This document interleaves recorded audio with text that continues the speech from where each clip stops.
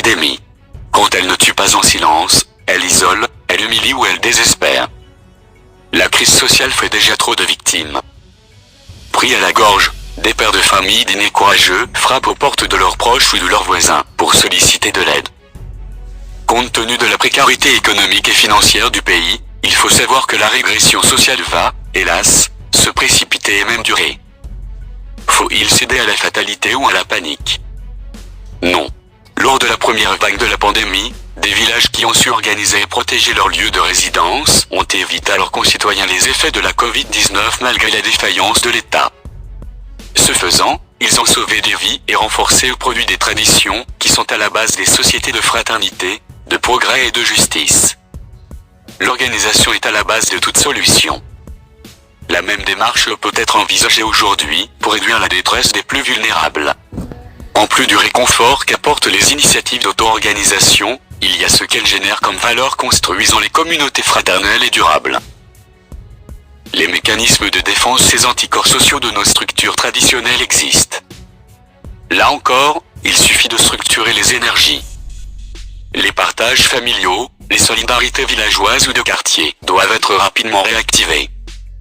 Préparer des caisses de soutien permet d'anticiper les demandes et d'assurer une répartition plus juste et plus transparente des aides. Identifier les cas selon les besoins créés du commun et contribue à la cohésion et la stabilité des communautés. Cela aussi fabrique de la mémoire positive qui valorise les liens transgénérationnels. Un jeune qui participe à une opération positive est un futur citoyen conscient de ses droits et devoirs et qui transmettra de la valeur ajoutée à l'avenir collectif. Notre histoire est faite du meilleur comme du pire. Des affrontements survenus dans des circonstances pénibles ont laissé des traces de haine, de jalousie ou d'animosité sur des décennies voire des siècles.